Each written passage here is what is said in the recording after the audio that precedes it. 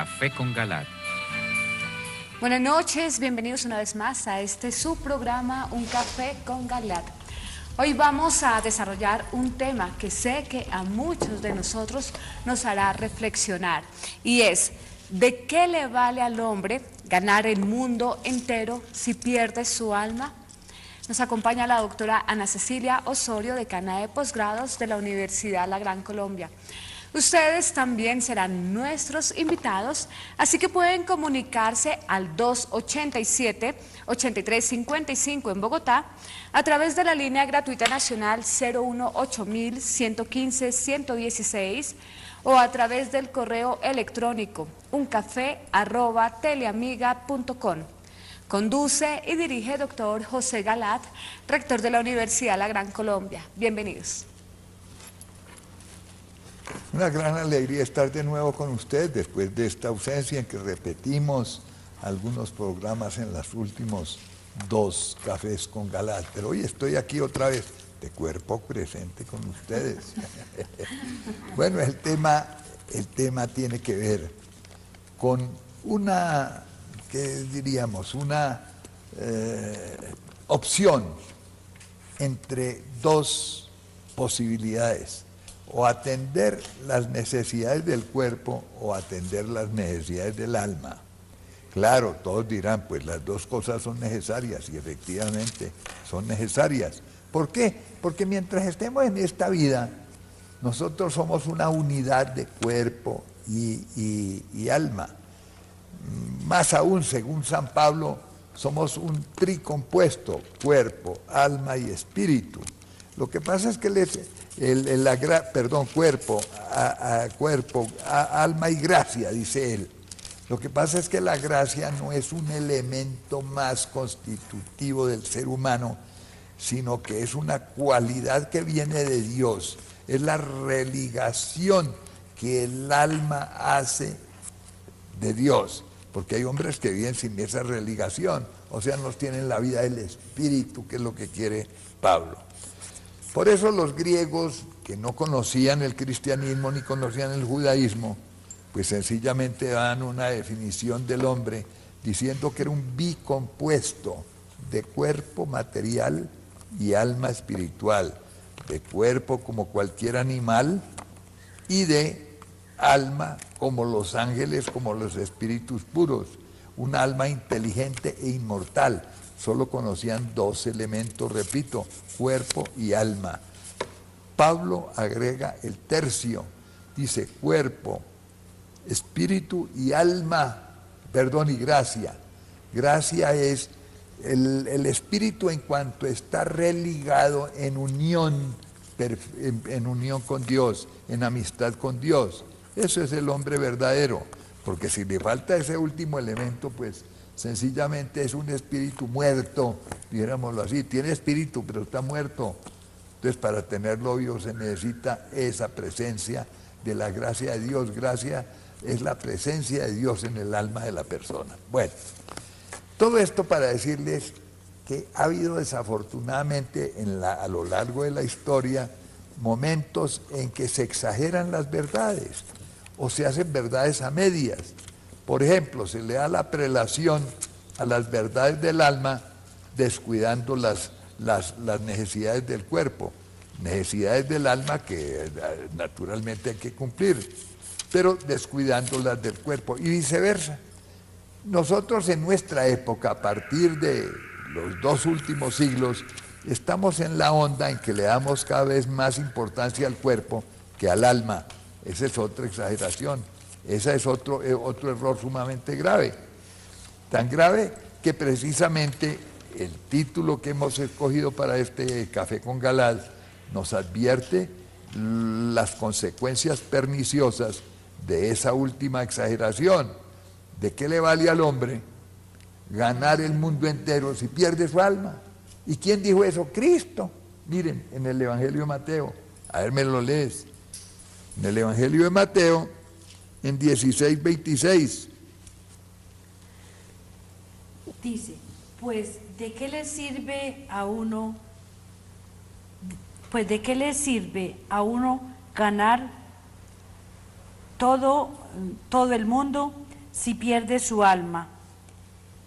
¿O qué puede uno dar a cambio de su vida? Claro, de su vida espiritual, es eso.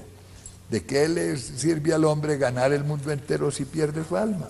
Frases de Cristo.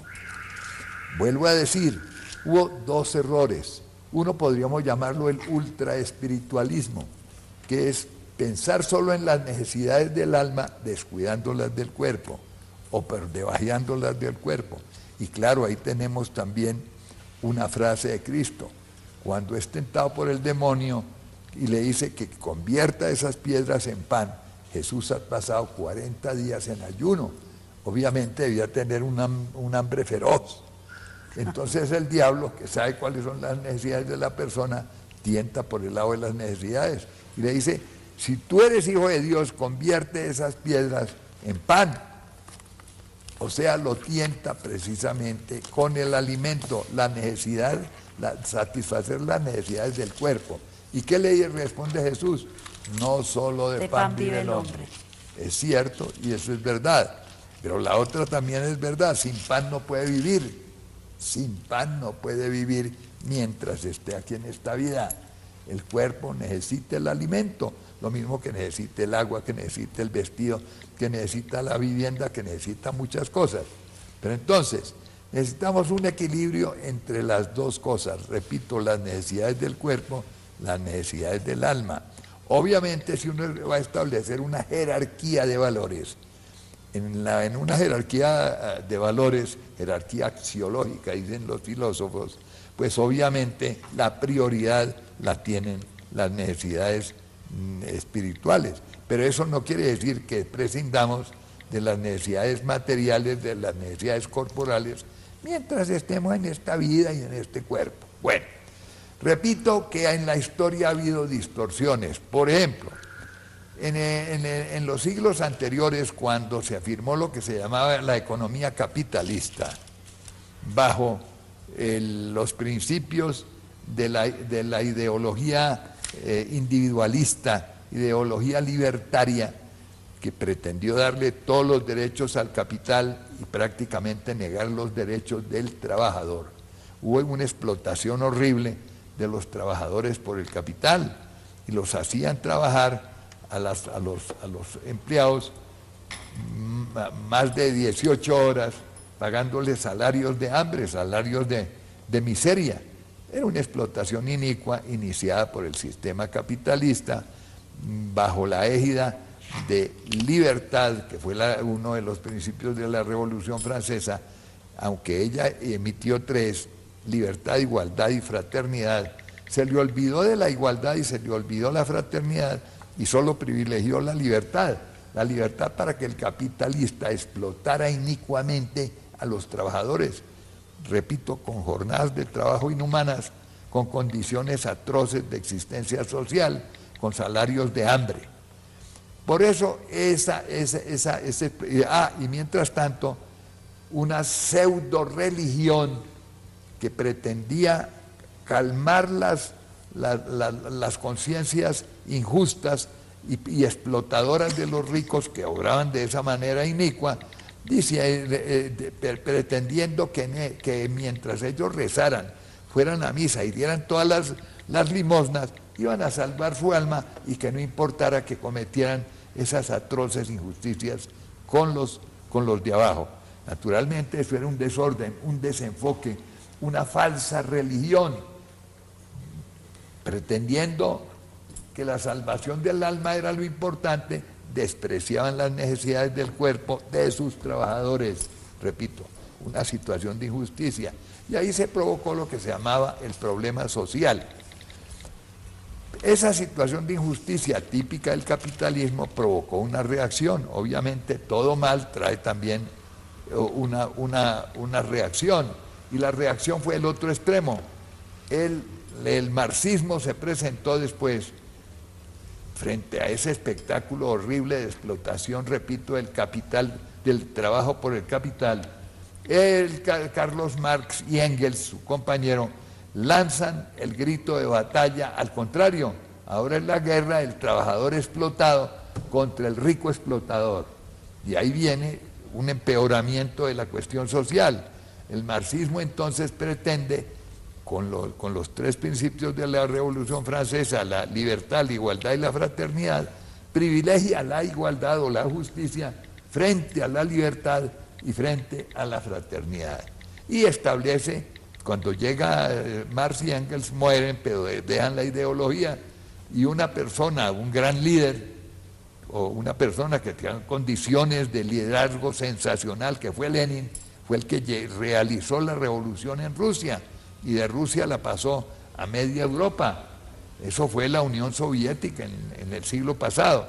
Entonces en la Unión Soviética se aplica el comunismo, el marxismo. ¿Y qué es el marxismo en el fondo? Las necesidades del cuerpo, prescindiendo totalmente de las necesidades del alma. Es la segunda reacción. Repito, así como pretendían tener dizque las necesidades del alma sin las del cuerpo, explotando a los trabajadores, el capitalismo provoca esta reacción y de un extremo se va al otro extremo. Entonces, de necesidades del alma sin las necesidades del cuerpo, se va a las necesidades del cuerpo sin las necesidades del alma. Y del ultraespiritualismo pasamos, o el espiritualismo falso, porque eso no es religión, una religión que permite o que tolera o que justifica la explotación de otros no es religión verdadera, es apenas un sucedáneo, es una apariencia de religión. Eso era lo que se llamaba la religión de la burguesía, que era una apariencia para calmar la conciencia del explotador, pero para seguir explotando a los de abajo. Ahora viene la reacción es el ateísmo y el materialismo.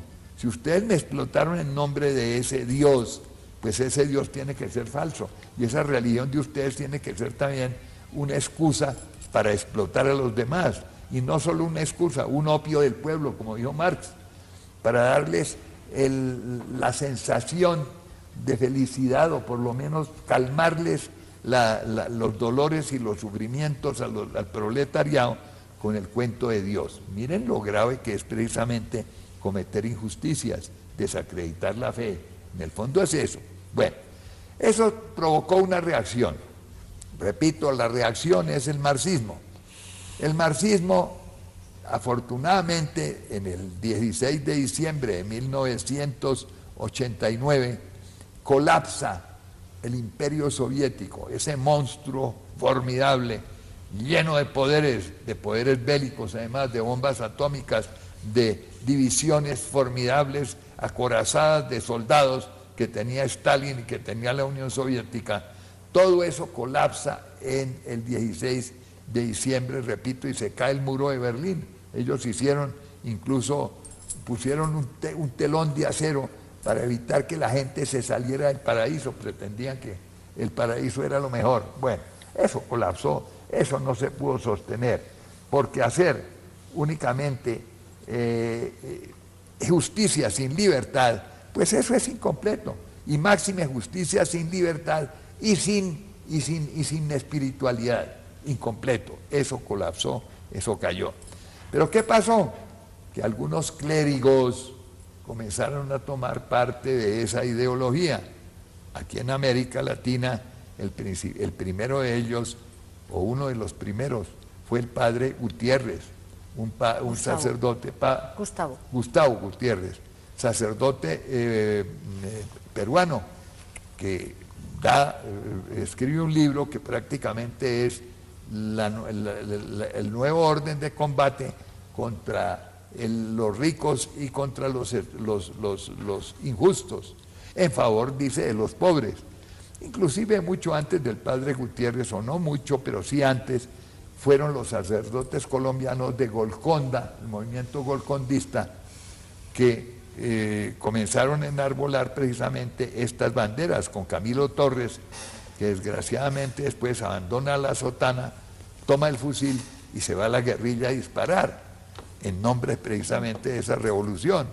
Y ahí viene lo que se llama la teología de la liberación, que es una teología marxista inspirada en los cánones de Marx y de Engels, cánones de una filosofía matea, materialista y violenta, porque sustituye el amor cristiano por la lucha de clases.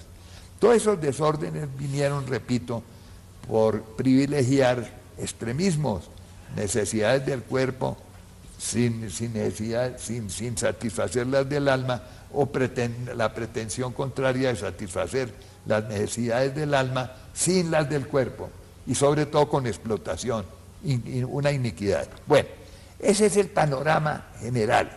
Ahora bien, dentro de ese panorama general, ahora en este siglo XXI, la teología de la liberación sigue, continúa. Por ejemplo, ya les dije a ustedes que uno de los más altos cardenales, tan alto que después del pontífice es el segundo de a bordo, el cardenal Müller, Gerhard Ludwig Müller, escribe un libro también con Gustavo Gutiérrez, Gustavo que comenzó en el siglo pasado, repito, pero en este siglo Müller con él escriben un libro y él pretende revivir otra vez la teología de la liberación, una teología, repito, inspirada en cánones marxistas, ateos, materialistas y violentos, claro, con algunos atenuantes, pero eso es lo que pretende Müller. Entonces, eso tenemos que analizarlo a la luz de la palabra y a la luz de los acontecimientos. Entonces vamos a comenzar también. ¿Qué nos dice la palabra sobre todas estas cosas?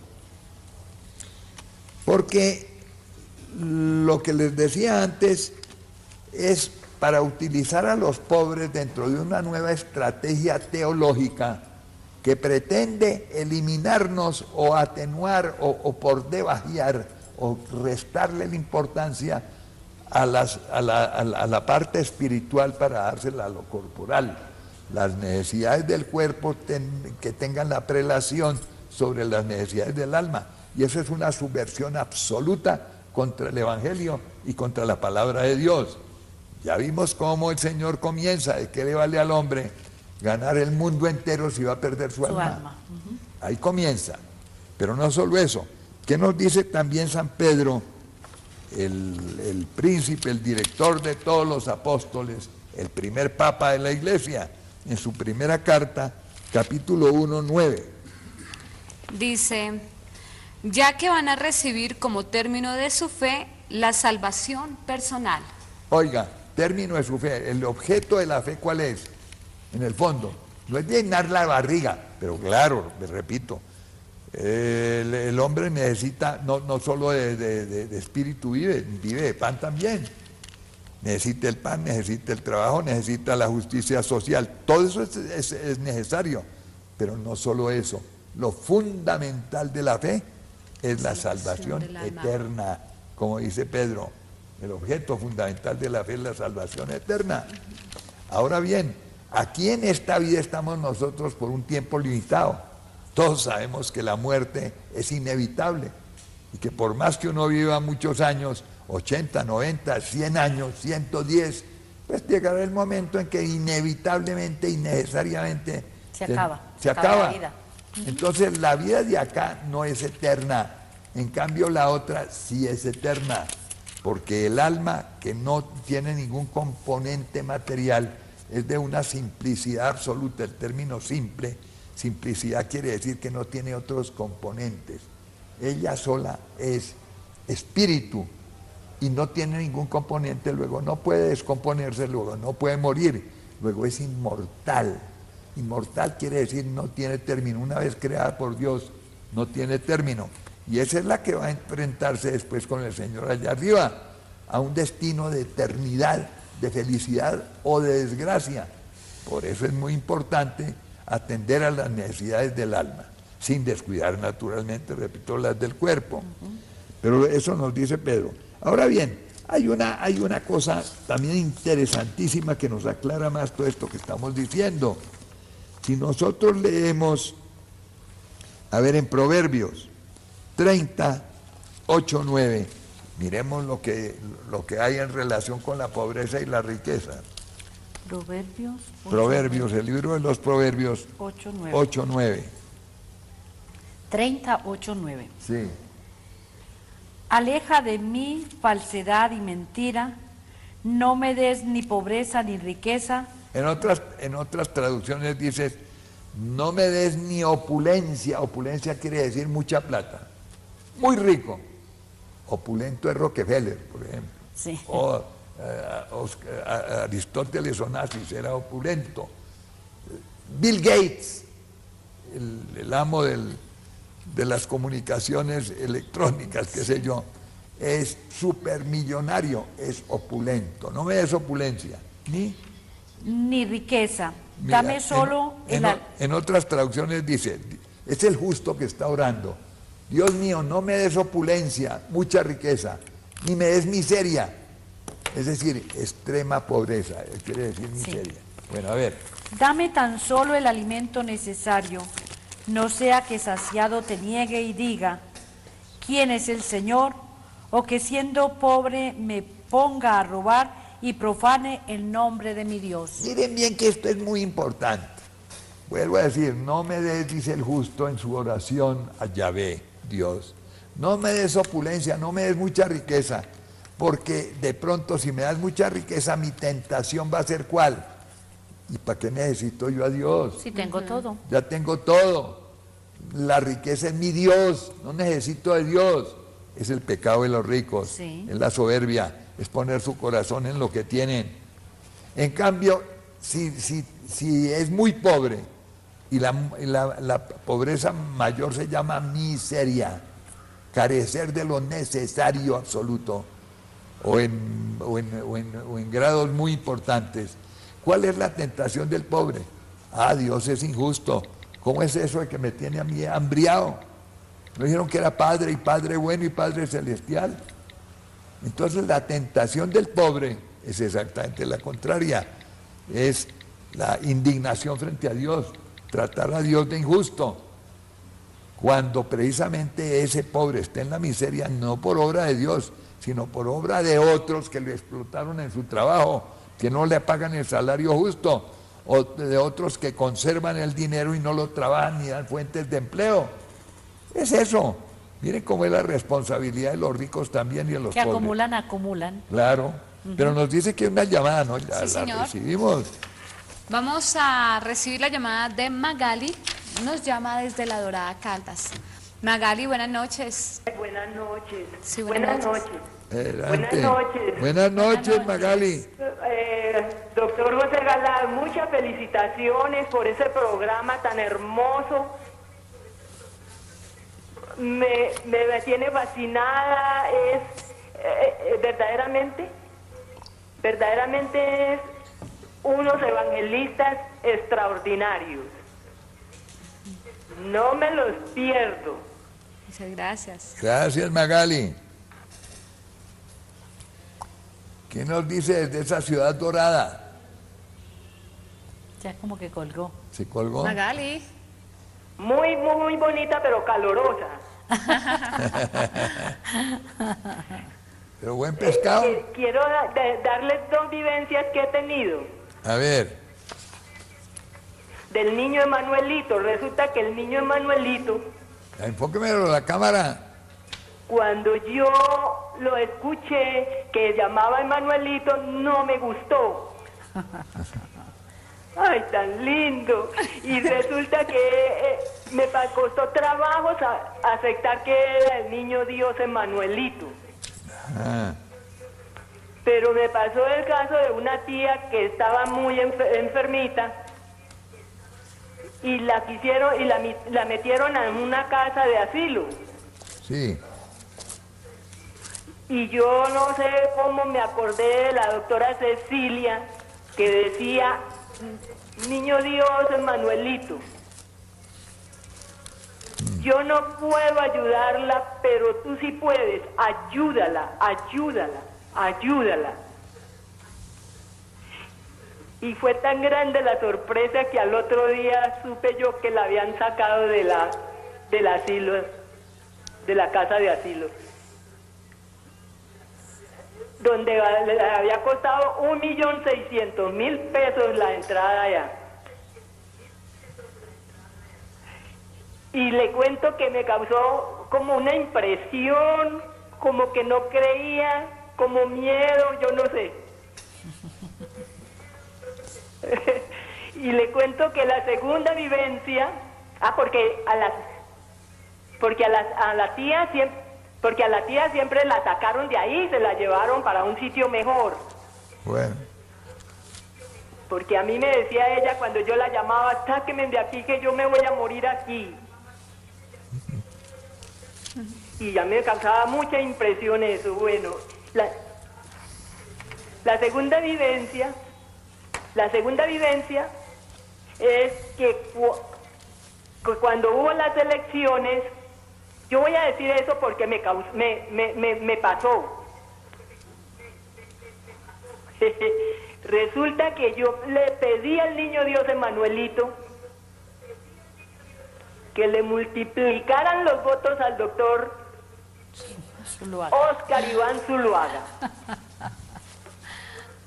Y yo no sé, pero me lo multiplicó desde un principio. Yo estoy muy agradecida con el niño Dios Emanuelito y quiero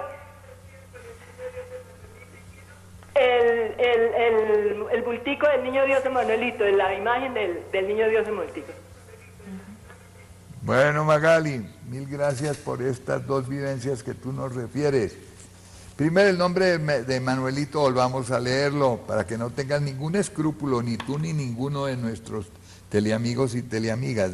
En el Evangelio de Mateo, Sí. a ver, el capítulo primero, verso 22 y 23. Versos 22 y 23. Dice: todo esto sucedió para que se cumpliera lo que había anunciado el Señor por el profeta.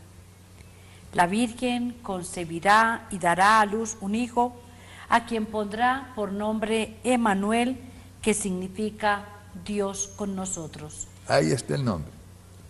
De modo que es un nombre perfectamente bíblico, muy autorizado.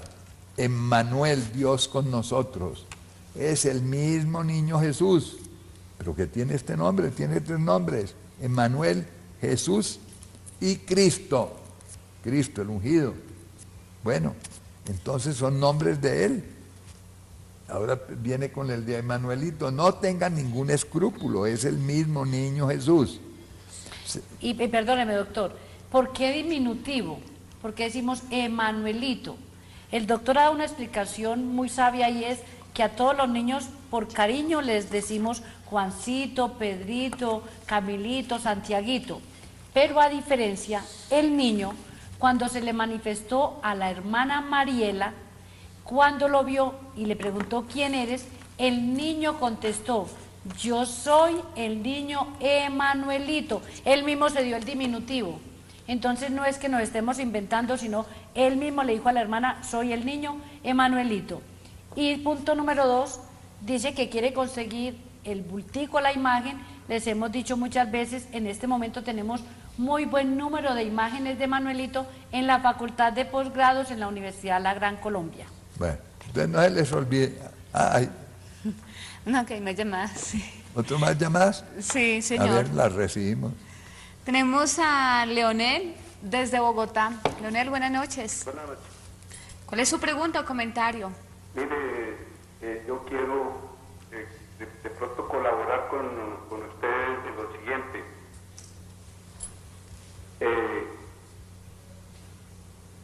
Es que la semana pasada oímos que el libro de los mensajes de la Virgen del Padre Gobi estaba agotado, que no existen en Colombia ejemplares. Sí. Entonces, yo tengo un número donde conseguí el libro del teléfono para que se sepan, por favor, dárselo a conocer a las personas. Con mucho gusto, dámelo. 806 806, 6256.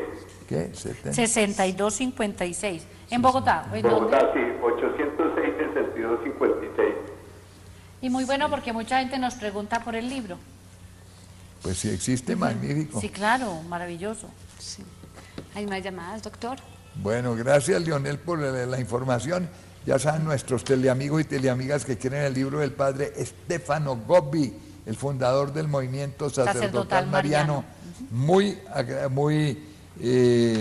bendecido por la Virgen y por el Señor, quien en el siglo pasado dio muchos mensajes que se están cumpliendo en estos tiempos. Se están cumpliendo en este tiempo, entre otros, que hay una mafia eclesiástica incrustada en el Vaticano que está fraguando un complot contra la Iglesia. Eso lo dijo el padre Gobi. Bueno. La siguiente llamada es de Eli, desde Bogotá. El padre. Ah, es padre Eli. Padre, buenas noches. Sí. Buenas noches. Buenas noches. Adelante, Buenas noches, padre. Quiero de nuevo felicitarlos por esos bellísimos programas. Gracias, Y padre. volverles a recomendar la petición que les he hecho para que me encomienden al Emanuelito. Lo estamos haciendo, padre. Estoy casi ciego, ya perdí un ojo y estoy a punto de perder el otro. Fuera de eso, soy diabético, tengo 85 años y tengo muchos otros problemas, sobre todo la diabetes. Tengo que usar oxígeno día y noche. Pero quisiera, como la vez pasada, empecé un poema al Emanuelito, quisiera continuarlo en este momento. Muy bien, padre. Adelante. Bueno, dice, eres lo máximo, Emanuelito. Tú desde siempre has existido, desde que el Padre te ha concebido, antes que fueran hechos los siglos.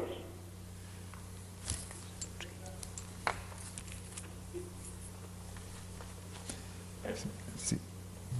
Y desde entonces eres su hijo, el hijo amado de quien nos dijo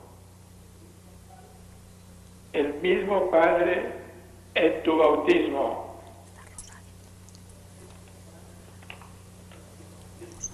Eres mi hijo, hoy te he engendrado. En ti yo siempre me he complacido.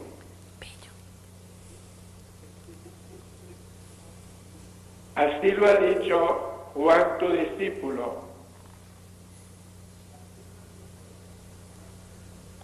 El Verbo estaba desde el principio. Sí, porque Él es eterno. Él es el Hijo eterno de Dios, coeterno con el Padre. No tuvo principio, ni tendrá fin. Coeterno es lo mismo que el Santo Espíritu.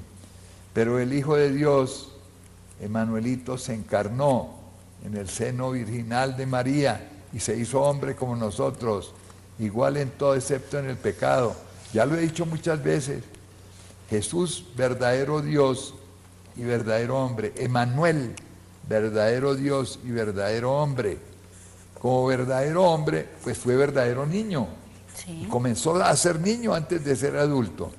Y como verdadero niño, además, traviesito. Porque si los niños no fueran traviesos, no serían niños. Y él hace travesuras hermosas, Divinas travesuras. ¿no? Y se comporta así. Y Emanuelito hace los milagros que ustedes le pidan, pero recuerden bien, ¿cuál es la condición, doctor? Cambio de vida. Cambio de vida. Si en la vida de ustedes hay algo que le disgusta al Señor y ustedes lo saben en su conciencia, si ustedes quitan eso que le disgusta al Señor, el Señor les hace el milagro enseguida, a no ser que por una causa muy súper especial no lo haga, porque a través de la dolencia y el sufrimiento que ustedes tienen, Él va a obtener un bien mayor. Pero normalmente Él hace ese cambio, lo hemos visto en multitud de veces, cambio de vida, y entonces concede el milagro, lo concede facilísimo y rápido además. Y entonces que sea esta la oportunidad para nuevamente invitar a todas las personas que nos están viendo en el país y fuera del país a que hagamos cadena de oración pidiéndole a Emanuelito por el Padre, diciéndole: Emanuelito, el Padre Elí no puede, tú sí puedes, ayúdalo, ayúdalo, ayúdalo. Y lo vamos a hacer constantemente para que algún día el padre llame a decir que ya está muy bien. Exacto. Bueno, ¿hay otra llamada? No por ahora, doctor. Bueno, entonces estamos analizando el texto de Proverbios. Sí. Volvamos a leerlo. Proverbios 38:9. 8:9 dice: Aleja de mí falsedad y mentira, no me des ni pobreza ni riqueza, dame solo el alimento necesario, no sea que saciado te niegue y diga, ¿quién es el Señor?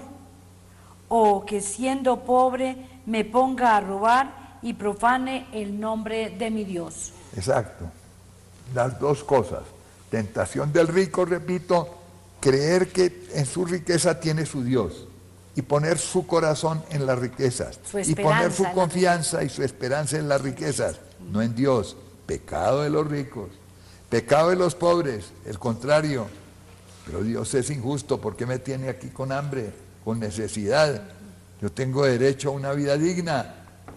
Bueno, entonces son los dos. Y además también algunos pobres, no todos, tienen corazón de rico. Es decir, ansían tener las riquezas que tiene el rico, pero por medios tortuosos, por medios malos. O sea que tienen el mismo egoísmo y lo que pasa es que envidian al rico y quieren ser ricos en sustitución del otro. Y eso es desear las riquezas mal habidas, mal tenidas, pero no poner su confianza también en Dios. También hay ricos que tienen, a pobres digo que tienen ese problema. Los pobres son predilectos de Jesús, sí, claro, pero miremos bien, ¿qué pobres? Pobres de, él mismo dijo, bienaventurados, ¿quiénes? Los pobres. De espíritu. Y lo dice precisamente en una de las bienaventuranzas. Eso está en el Evangelio de Mateo, si no estoy mal, capítulo 5, que nos habla de las bienaventuranzas, quinto. Mire, por ejemplo, el capítulo 3, ¿qué nos dice? Nos dice, 5:3 dice, dichosos los pobres en el espíritu, porque de ellos es el reino de los cielos. Pobres en el espíritu. ¿Quién es pobre en el espíritu? El que, si tiene riquezas, no pone su corazón en las riquezas, sino en Dios. O si no tiene riquezas, pues las pone en Dios también. Ricos que son pobres en el espíritu. Por ejemplo, está nadie menos que Abraham, que es el padre de la fe. El patriarca Abraham fue hecho doblemente padre de la fe y padre de un gran pueblo que fue el pueblo hebreo. Pero como padre de la fe, el patriarca Abraham no era ningún pobretón. Miremos en Génesis, por ejemplo, cómo está de bien alentadito el patriarca en materia de riquezas de la época, riquezas. Capítulo 13 del Génesis. 13. Sí, 13 ¿qué? Bien. 13 ¿qué versículo? Bueno, comencemos por él. Sí. Mira, 13. 13:2. Capítulo 13:2, ¿qué dice? Dice, Abraham. 13:2. Abraham había adquirido muchos ganados, plata y oro. Fue rico de la época. En esa época, rico. Claro, tenía no sé cuántos, como 10,000 ovejas, como 7,000 novillos, qué sé yo, cantidades enormes. Era la riqueza de la época, sí. Era el Rockefeller de la época, dijéramoslo así. Y sin embargo era el padre de la fe. ¿Por qué? Porque no ponía su confianza ni ponía su corazón en los bienes materiales. Y Lot, su primo, sí, que la palabra primo no la conocen los hebreos, se dice hermano, pero no era hermano, sino primo. Lot también era rico, también en la misma cosa. Lo dice también aquí la palabra. En el 5 dice, también Lot, que acompañaba a Abraham, tenía rebaños, ganados y tiendas. La región no podía albergar a los dos, pues tenían demasiados bienes para poder habitar juntos. Y los criados de unos y otros peleaban, y para evitar las peleas se dividieron. Pero ellos seguían siendo muy amigos. Bueno, también otro patriarca formidable que es Job. Job, que es elogiado por el Señor como el justo, a pesar de las pruebas terribles que él sufrió, fue fiel al Señor. Pues bien, el Señor lo premió ¿con qué? Con multitud de riquezas. Luego, la riqueza en sí misma no es mala, entendamos bien. Lo malo es poner el corazón en la riqueza, que es precisamente la tentación del rico.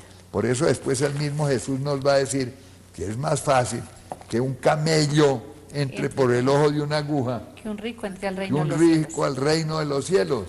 Volvemos otra vez, porque el rico tiene la tendencia fácilmente de poner su corazón donde no debe. Ahora, algunos ricos excepcionalmente, porque quieren aceptar la gracia de Dios y son muy humildes, no ponen su confianza, pero eso no es de todos. La regla, dijéramos que la excepción son los ricos, los pobres de espíritu. La regla son los ricos que ponen su confianza allá. Ese es el peligro de la riqueza. Bueno, me dicen que hay una pausa. Bueno, vamos a la pausa. Sí, señor, vamos a una corta pausa y enseguida regresamos con nuestro tema de hoy. ¿De qué le vale al hombre ganar el mundo entero si pierde su alma? Recuerden que estamos recibiendo sus preguntas o comentarios a través de las líneas 287-8355 en Bogotá, a través de la línea gratuita nacional 018-115-116 o a través del correo electrónico uncafé@teleamiga.com. Ya regresamos. Un café con Galat. Teleamiga Internacional reúne a la familia.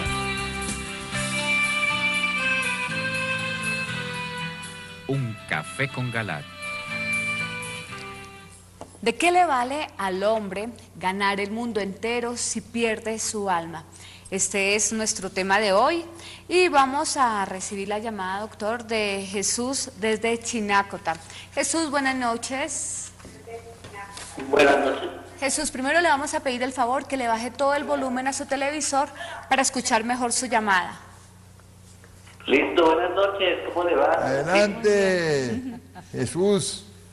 Sí, doctor Galat, muy buenas noches. ¿Cómo Buenas te noches. va? Tocayo Emanuelito, Jesús. Adelante. Eso veo que Manuelito los acompaña muy bien, don José, el doctor José, a Gloria, a la doctora Gloria, y a ustedes, pues, me regocijo siempre todos los miércoles viéndolos. Y quiero decirle, doctor, que ese tema que ustedes, pues, han tomado esta noche es bien interesante porque es para analizar la historia de la humanidad.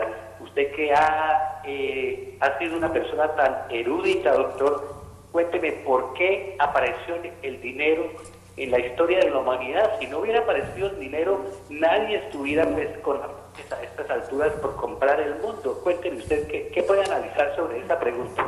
Miren, que el dinero no es el responsable. El responsable es la avidez por el dinero, por conseguirlo contra la justicia. Eso es el mal. Pero el dinero es un instrumento y un instrumento útil para la humanidad. Antiguamente, antes del dinero, se hacían los canjes por cambios, Sí. pero Por sal, por café. claro, cambio de un bien por otro bien, pero eso era un inconveniente. Precisamente para facilitar los cambios se produjo la moneda, un gran invento de la humanidad. El dinero no es el responsable, es el corazón del hombre ávido de dinero, eso es diferente. Es decir, el que tiene unos deseos de poseerlo por malas mañas o conseguirlo a como dé lugar, incluso vendiendo el alma con tal de conseguir el dinero. Eso es lo malo. El dinero no es malo, volvamos otra vez. La riqueza no es mala. Incluso la palabra de Dios que dice que la riqueza y la pobreza vienen de Dios, en cierto modo. Eso no es malo. Lo malo es poner el corazón en lo que uno tiene. Ese es el mal. Bueno, Entonces, ¿hay otra llamada? Sí, señor, tenemos a Rafael desde Bogotá. A ver, Rafael. Rafael, buenas noches.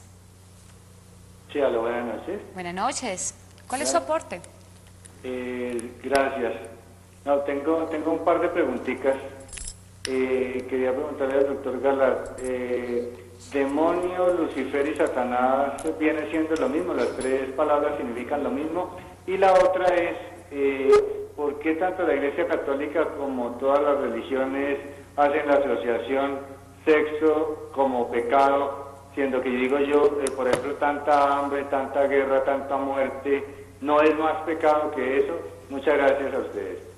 ¿La segunda cómo fue? Que porque el sexo es pecado, Que porque Mire. las asociaciones o Sí. la iglesia condena el sexo cuando hay otras cosas peores como el hambre y... El hecho de que haya peores pecados no significa que lo otro no sea pecado. Es cierto, yo en eso estoy de acuerdo con Rafael. Los pecados de avaricia son peores, los pecados de avaricia son peores que los pecados del sexo, pero los pecados del sexo son pecados. Es que es eso. El sexo es bello y hermoso, lo mismo que la riqueza. Por gracias al sexo existimos todos nosotros, comenzando por ahí. El sexo es una creación de Dios y Dios no crea nada malo. Además, cuando hizo a Adán y Eva, ¿qué les dio? Una orden, incluso una orden, crecer y multiplicaos. ¿Cómo puede uno crecer y multiplicarse si no es por unión de sexos? Claro, Dios lo hizo, eso es bueno, eso es bello, eso es hermoso, pero ojo, el sexo dentro de un orden. Es que el pecado no es el sexo, el pecado es el desorden en la utilización del sexo. Por ejemplo, el sexo tiene que ser utilizado con amor, y el amor dentro del matrimonio, dos cositas. Además, matrimonio de él con ella, no de él con él, ni de ella con ella. Eso es desorden también. Entonces, volvamos, en resumen, Rafael, el sexo no es ningún pecado, siempre y cuando se utilice como Dios quiere. Repito, con amor y en el matrimonio. Y hombre con mujer, y mujer con hombre. Y que también el sexo es, digamos, sancionado cuando es en forma de una aberración, Claro. cuando son prácticas animalescas. Claro, claro. Todo eso tiene sus cosas y tiene sus maneras de hacerlo. Entonces, el sexo, repito, bueno y hermoso, pero puede ser pecado cuando lo utilizamos en forma desordenada, contra el amor, contra la justicia, contra la ley de Dios. Ahora bien, el dinero también, la riqueza también, la riqueza es buena en sí misma. ¿Por qué va a ser mala? Es mala la avidez, la avaricia, utilizarla sin compartir con los demás, por ejemplo, utilizarla únicamente en provecho propio, sin practicar la limosna y la misericordia o la ayuda con el prójimo necesitado. Eso es egoísmo, pecado de egoísmo. Y quererla conseguir a como dé lugar, incluso pasando por encima de todos los valores y de todos los principios, brincándose la palabra, brincándose la justicia, pues eso es uno de los grandes pecados, precisamente, pecado de avaricia y pecado de ambición, que lleva precisamente a explotar a los demás. El gran pecado del capitalismo históricamente fue ese, que algunos malos patronos, no todos, algunos malos patronos, pagando salarios de hambre, explotando el trabajo ajeno, provocaron una hecatombe en el mundo laboral que se llamó el problema social. Y como reacción frente a ese problema social vino la otra, el materialismo y la violencia de Carlos Marx, que pretendió precisamente lo contrario. Son dos extremos. Entonces, en un caso la riqueza individual que provoca esto, en el otro caso la riqueza colectiva, que era el socialismo, como si el hecho de que el Estado fuera el único rico le quitara el carácter nocivo al capitalismo cuando se divorcia de los valores morales y espirituales. El hecho de que sea colectivo puede ser tan dañino, y lo fue tan dañino como lo demostró la historia.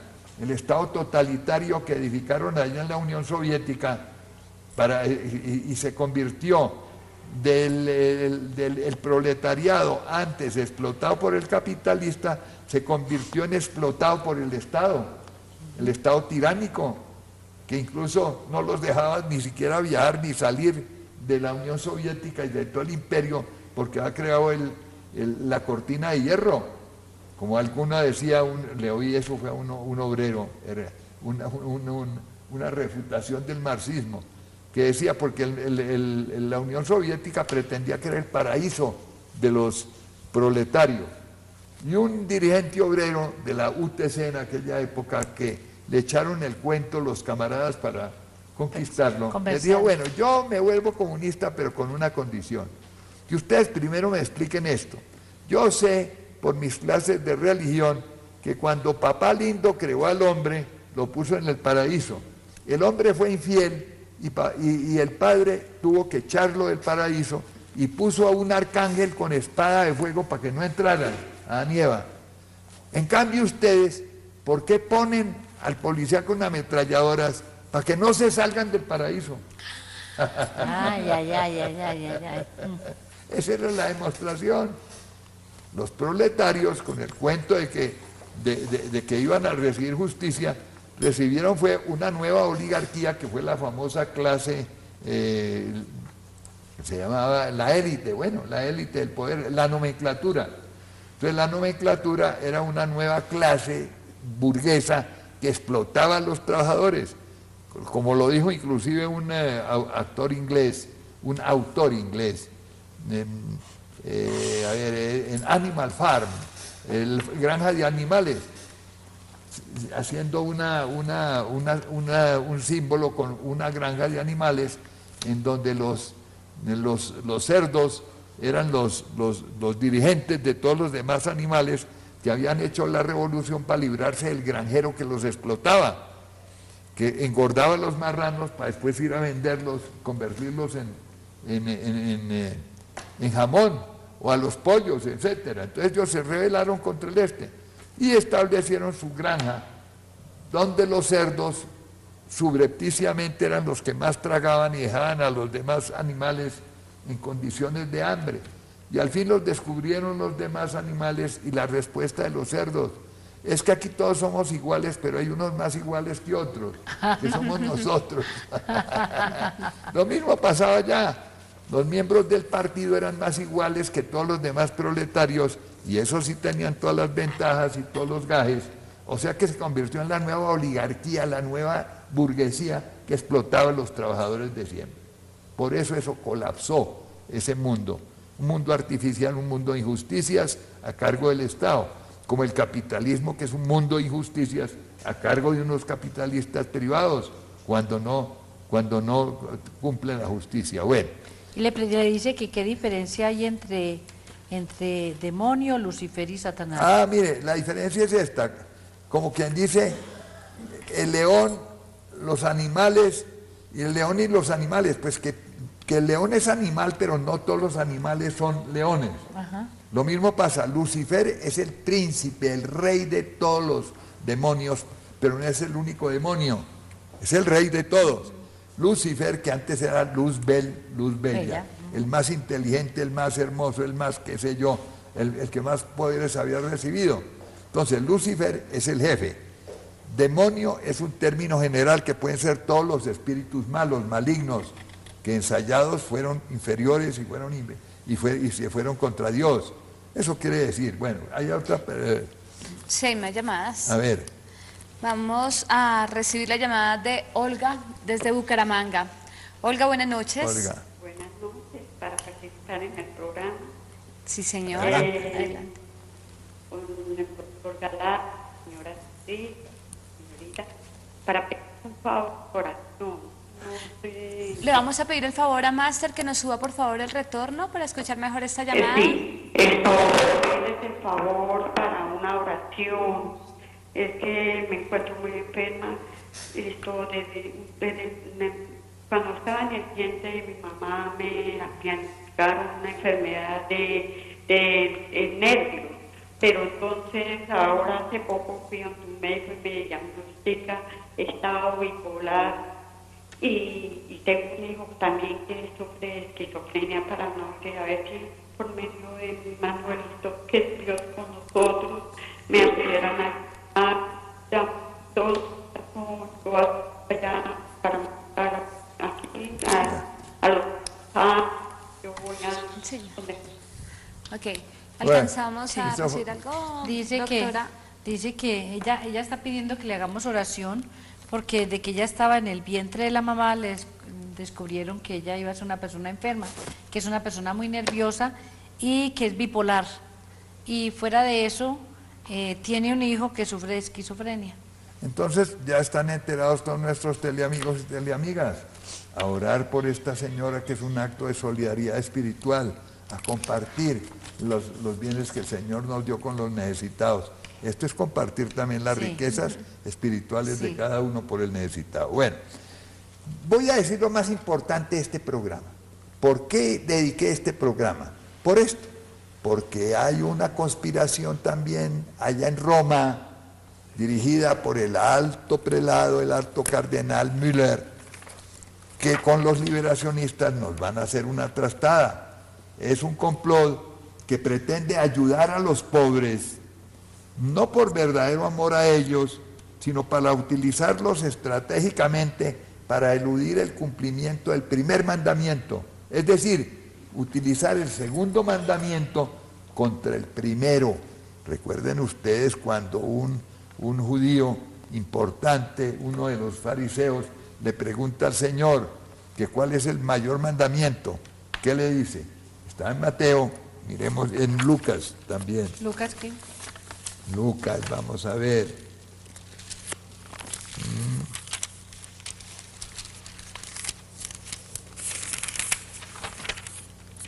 Lucas 22 o 23, a ver, capítulo. 22 dice conspiración contra Jesús No, y la 23 dice Jesús ante Pilatos. ¿No? bueno, el hecho es que llega y le pregunta le preguntan al Señor que cuál es el mayor mandamiento, ¿recuerdan? Y él dice, el mayor mandamiento, le pregunta a Jesús.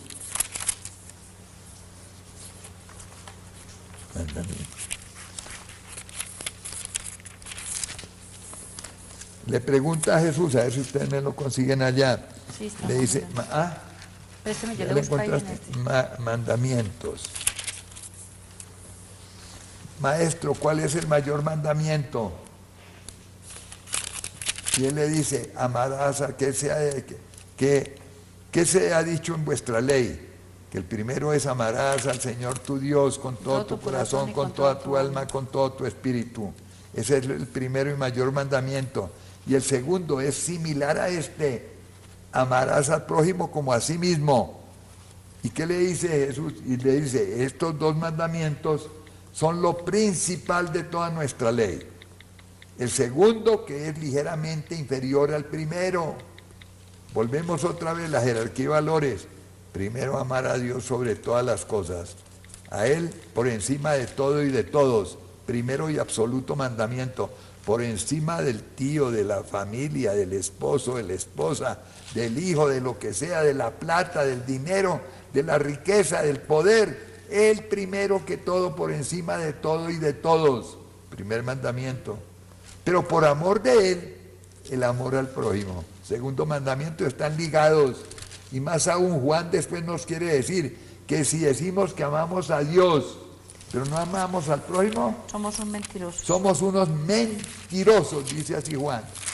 Vemos que esos dos están ligados y no se pueden separar. Pues bien, la conspiración que nos tienen es tratar de separarlos y tratar de darle la principalía al segundo mandamiento, no al primero. Es decir, utilizar a los pobres como pretexto para ir eliminando la importancia de Dios. O sea, hacer una especie de humanismo, de filantropía humanista aquí en esta tierra, negando el primer mandamiento y la importancia fundamental de Dios. Esa es la conspiración que nos quieren hacer. Así como nos van a alterar la Eucaristía, y alterar la Eucaristía ya no está Cristo allí, y vendrá la abominación de la desolación, tema que tratamos en un programa anterior. Ahora la segunda estrategia es esta, repito, pobres utilizados como estrategia contra Dios. ¿Qué tal? Hablar de los sufrimientos de ellos, dolerse de las injusticias que hay en el mundo, que todavía hay, existen. Incluso el capitalismo lo que ha hecho es acceder a una nueva fase, que es la fase del gran capitalismo de consumo en el mundo entero, donde ahora los que antes eran los proletarios explotados por los ricos injustos, ahora los ricos injustos como estrategia lo llenaron de toda clase de beneficios, de consumo. Nosotros acabamos de llegar de Estados Unidos aquí con la doctora, hoy llegamos. Y con el padre Jair. Y con el padre Jair, hoy, unas horas antes de este programa. ¿Qué vemos en Estados Unidos? La opulencia generalizada. Los que antes eran los trabajadores explotados hoy son los primeros consumidores que existen en el planeta. Y así en las sociedades ricas de Occidente, de Europa en general. Hoy los que antes eran explotados proletarios pasaron a ser engordadísimos consumidores de los mismos, por los mismos ricos. Pero ¿qué pasa? Que hoy día ese problema se trasladó. Y ahora son países ricos frente a países pobres. Ahora los proletarios son los países pobres que a través de los mecanismos del comercio, de los libres del TLC, pues son explotados también. Entonces vienen a ser los países proletarios explotados las colectividades. Bueno, el hecho es, además Cristo nos dijo, pobres siempre los tendréis con vosotros. Ese es otro de los puntos. Volvamos, quieren utilizar a los pobres como estrategia, hablar de los pobres del mundo, únicamente de ellos, de sus sufrimientos, de sus injusticias, de las opresiones que ellos sufren. Pero es una verdad incompleta. Incompleta, ¿por qué? Porque mutilan lo más importante, que es el problema más importante del hombre, es la salvación de su alma.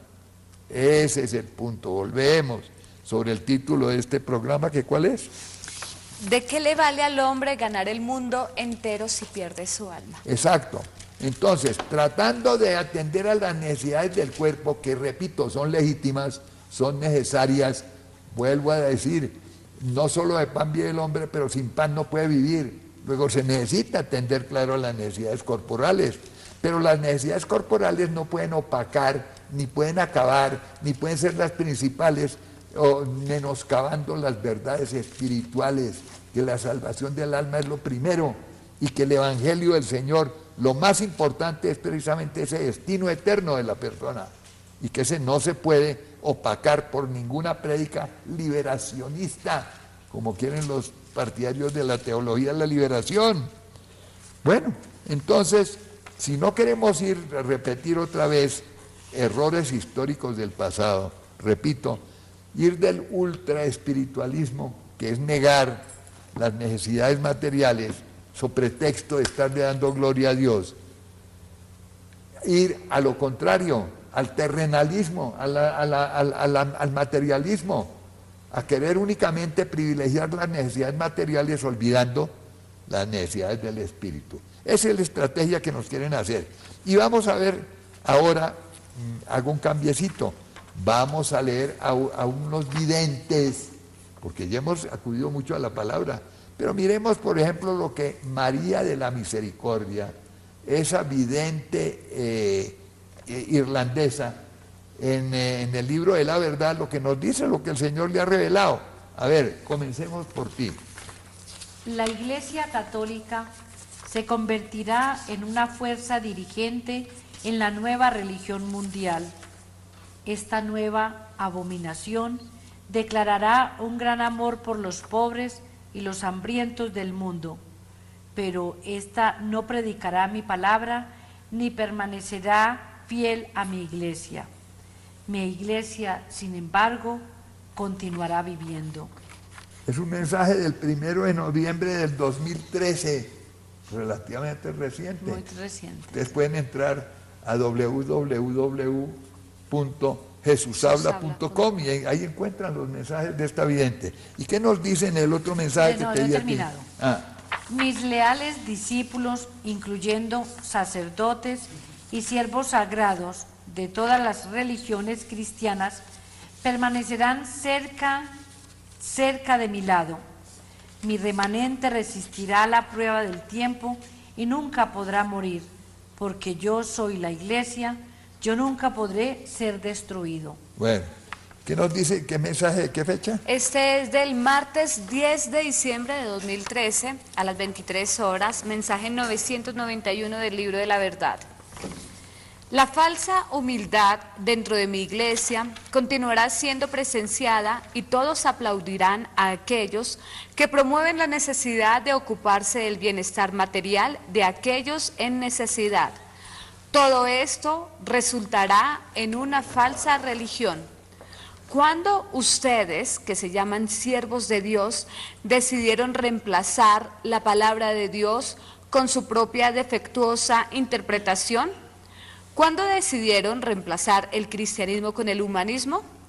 ¿Cuán poco han aprendido y qué necios son si creen que sus así llamadas buenas obras, en concentrarse en el bienestar material, jamás pueden sustituir la verdad?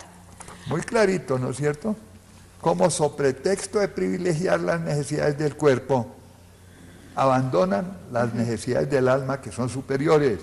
Y volvemos, ¿de qué le vale al hombre ganar el mundo entero si pierde su alma? Pierde su alma, frase de Jesús. Bueno, eso es parte del complot de los apóstatas, de los herejes, que contra la iglesia están fraguando estas acechanzas. Aún continúa aquí, doctor, algo muy importante. Dice, cuando ustedes ignoran su papel principal, la doctrina más importante de salvar las almas de los hijos de Dios, entonces nunca pueden decir que son siervos míos. ¿Cuán fácil es para ustedes hacer un llamado para salvar a los pobres, los miserables y los miembros privados económicamente de su sociedad, siguiendo este engañoso sendero en donde ustedes buscan la admiración del mundo por sus así llamadas buenas obras? Entonces olvidan el papel más importante para el cual fueron llamados. Este es servirme a mí, su Jesús. Este no es buscar popularidad personal en mi santo nombre. Qué tan bueno es para cualquiera tener las comodidades de las criaturas en vida cuando ellas no pueden salvar su alma. Muy bien. Ahora, esta misma vidente, el 5 de diciembre del 2013, ¿qué nos dice? Dice, ellos son los enemigos incrustados en la iglesia. Ellos hacen un llamado a ayudar a la humanidad. Los pobres, los perseguidos, serán su foco principal, no la proclamación de la palabra. No los instarán a ustedes a rezar por sus almas o por la salvación de otras almas. No. En cambio, les será pedido ayudar a estas almas desde una perspectiva humanitaria. Cuando no oigan el llamado para salvar sus almas de aquellos que claman representar la iglesia de mi Hijo, entonces sabrán dentro de sus corazones que algo está terriblemente mal. Mi Hijo murió para salvar sus almas, no para liberarlo de las aflicciones de este mundo, las cuales siempre existirán, hasta que mi Hijo reclame su legítimo trono prometido a él por Dios el Altísimo. Nunca deben olvidar la palabra de Dios. Todo lo que importa ahora es suplicar por la salvación de todas las almas, independientemente de si ellos son reyes o mendigos. Bueno, entonces miren, yo les voy a leer, aquí tengo un libro donde están algunas de las profecías que les ha dicho el Señor a otros videntes. Este vidente es Antonio, un profesor de estética, de arte en España. Antonio, que el Señor le da lo que llama confidencias. Pues bien, Antonio le dice esto, voy a leerlo. el 2 de julio del año 2001, concordando con esto que dice María de la Misericordia.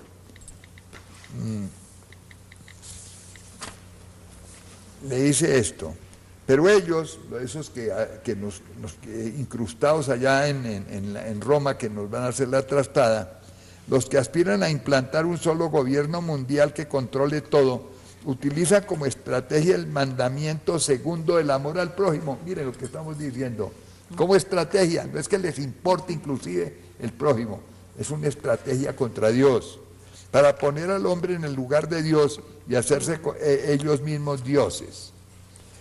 Una vez políticamente, lo cual han logrado ya plenamente pues en todos los estados del mundo, salvando unos poquitos que no cuentan para ellos, los gobiernos y sus leyes son ateos y anticristianos, comenzando por los que siempre han sido tradicionalmente católicos, esto sobre todo en Europa, que estableció lo que se llama el laicismo o secularismo. Una vez que todas las legislaciones, al menos escritas en el papel, miren y se dirijan al bienestar y protección del hombre sobre la tierra, la protección de los derechos humanos y de los más pobres, todo bien publicitado y predicado con algunos gestos espectaculares e insuficientes de solidaridad humana, se pensará y ya se estará pensando que Dios no es necesario, que ya no es útil para nada, ni habrá que rezarle ni pedirle algo, pues es un mito, sino que es el hombre quien lo puede todo con su esfuerzo, unidad y constancia, como los de la Torre de Babel. ¿Pero a cambio de qué? De ser marcado por la bestia con el 666, incluido en un número de barras con el que reniegas de tu fe. Lo primero lo has vivido ya en Rusia millones y millones durante muchos años, antes de la caída de Berlín. Lo segundo de la marca lo viviréis muy pronto. Repito, es un vidente español llamado Antonio, casado, padre de familia, profesor de una universidad de España, profesor de Bellas Artes. Bueno, lo tomó el Señor. Miren cómo están concordando, y uno lo está viendo. Si en el cargo más alto, después del pontífice, está Müller, que es un liberacionista, pues de él se puede esperar precisamente que esa estrategia falsa, de falso amor a los pobres, para opacar a Dios, se ponga en marcha. Quedan ustedes advertidos. Nos dicen que ya se terminó el programa. En la recta. Tienen su minuto. Bueno, yo quiero contarles que ahora que estuvimos en Nueva York, tuvimos la oportunidad de hacer el Santo Rosario y las advocaciones, y fue una experiencia maravillosa y muy linda. Y sé que por el rezo de este Santo Rosario pues van a venir muchos ataques a Leo. No creer, porque un rosario que produce tantas cosas en el corazón y en las personas tiene que ser de Dios, y el rosario es de Dios. De modo que no sientan temor, no desechen esos falsos comentarios de tantas personas que el enemigo las utiliza para decir que este rosario no es bueno. El rosario es el que siempre hemos hecho, simplemente que es con más fuerza y con más piedad. Y como segundo, pues darle las gracias a Emanuelito por la oportunidad que nos ha dado de servirle, como dice el doctor. No fuimos de paseo, no fuimos de shopping, como dirían algunos, fuimos a una misión, y fue una misión dura, una misión donde todos los días estábamos trabajando hasta la 1, 2 de la mañana, con mucha gente. Vimos la necesidad de evangelización que tienen las personas, especialmente los latinos, tienen mucha necesidad de información, de conocimiento, y hay mucha ignorancia, demasiada ignorancia. Fuimos con el padre Jair Rendón de la Arquidiócesis de Sonsón Río Negro, la cual fue muy productiva, porque es un padre muy lleno de Dios, un padre con mucha profundidad teológica, y de verdad que nos dio mucho testimonio. Agradecerle a todas las personas que en Estados Unidos y en Washington, y las personas que nos invitaron de Boston y de otros lugares donde no pudimos ir, agradecerles y decirles que hay que mantenernos en unidad y hay que mantenernos en oración. Para todos ellos, mil y mil bendiciones. Bueno, tu minuto. Bueno, mi minuto es para hacerles una invitación a todas las personas que siempre nos están viendo también en Estados Unidos, y es que va a estar por primera vez en Estados Unidos el exorcista más cotizado de América Latina, Monseñor Carlos Alberto Mancuso. Él era quien recibía los casos de posesión, liberación, obsesión que le enviaba el Papa Francisco cuando en su entonces era el cardenal de Buenos Aires. Él va a dar una conferencia sobre qué es una contaminación espiritual, qué es una posesión, cómo identificar a una persona que realmente está poseída o infestada. Es una conferencia muy importante para que los que tienen familiares en Estados Unidos le avisen, o las personas que nos sigan pues puedan asistir. Esto es el jueves 19 de junio en la iglesia Santa Ana de West Palm Beach a las 7 de la noche. El viernes 20 de junio en la iglesia Santa Bárbara en Miami. Y el sábado 21 de junio a las 9 de la mañana en la iglesia de San Bonifacio en Broward. Entonces, quienes deseen tener mayor información me pueden escribir a mi correo electrónico beatrizbecerra@teleamiga.com, y ahí les daré una información más detallada sobre estos eventos. También las personas que nos han seguido a través de YouTube, les informo que ya nos pueden ver en vivo, la señal ya está en vivo para que puedan también participar a través de la página www.teleamiga.com. Muchas gracias, doctor. Bueno, así como debemos estar en guardia frente a las supercherías de una Eucaristía que no es verdadera Eucaristía porque van a cambiar la fórmula de consagración del Señor, también deben estar en guardia frente a estas nuevas estrategias demagógicas de la teología de la liberación que pretende privilegiar el amor al hombre en menoscabo y en daño del amor a Dios. Bueno, y no olviden, ¿de qué le vale al hombre ganar el mundo entero si pierde su alma?